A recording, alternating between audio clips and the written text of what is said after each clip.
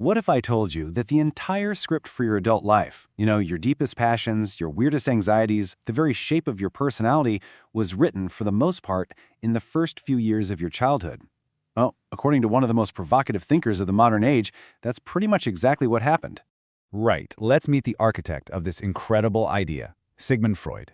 He put forward this theory, and believe me, it's still hotly debated today, that the deepest, most fundamental parts of who we are, the very conflicts that drive us, are all forged in the intense, fiery crucible of our earliest infancy. So today, we're going to trace that exact journey.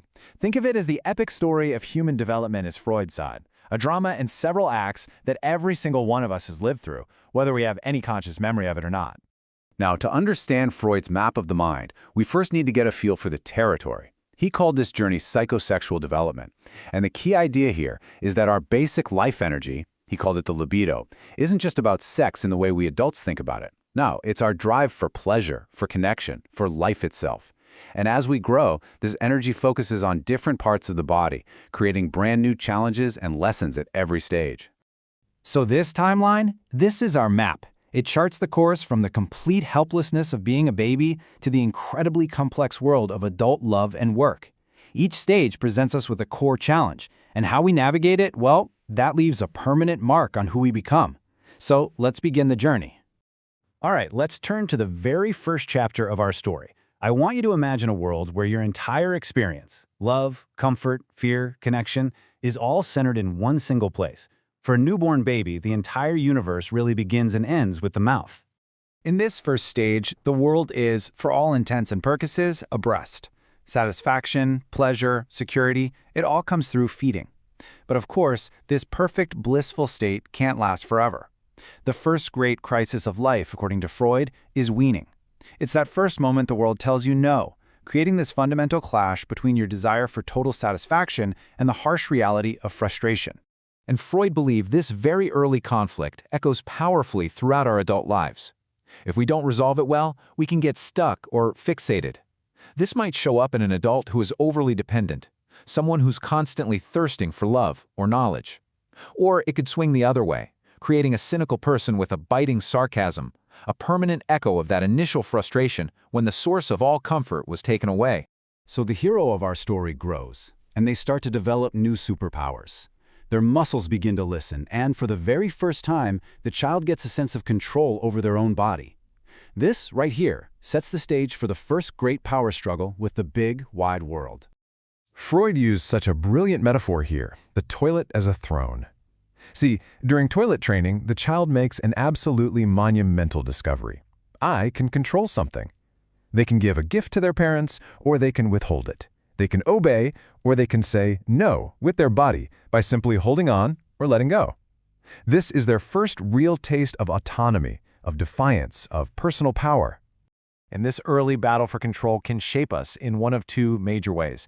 If there's too much emphasis on control, on holding on, it might create what Freud called the anal retentive character. You know the type, the perfectionist, the person who's obsessively orderly, maybe a little stubborn. But on the flip side, a child who rebels, who lets it all go, might develop an anal expulsive personality, defiant, messy, always pushing back against authority. It's our entire future relationship with rules and order being rehearsed on the potty.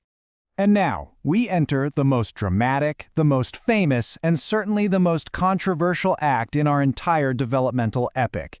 This is when the child discovers the difference between boys and girls, and the simple, lovely world of parent-child love explodes into a complex, tense triangle of desire, rivalry, and jealousy.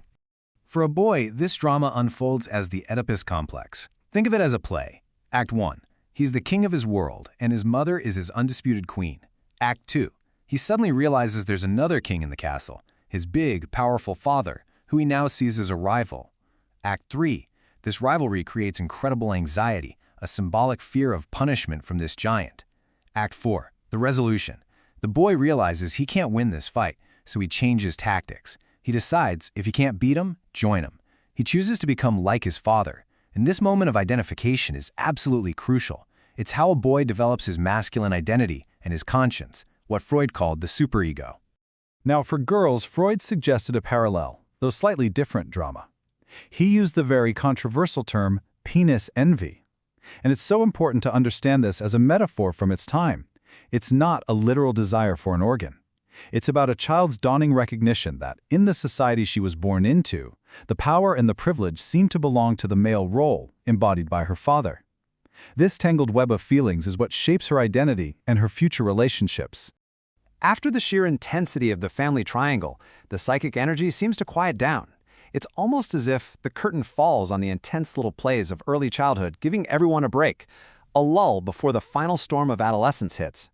First comes the latency period, the calm. All that libidinal energy that caused so much trouble is now redirected or sublimated into things like school, making friends, and learning skills. This is where we really build our social selves, but it's the calm before the storm. Because with puberty, the genital period begins.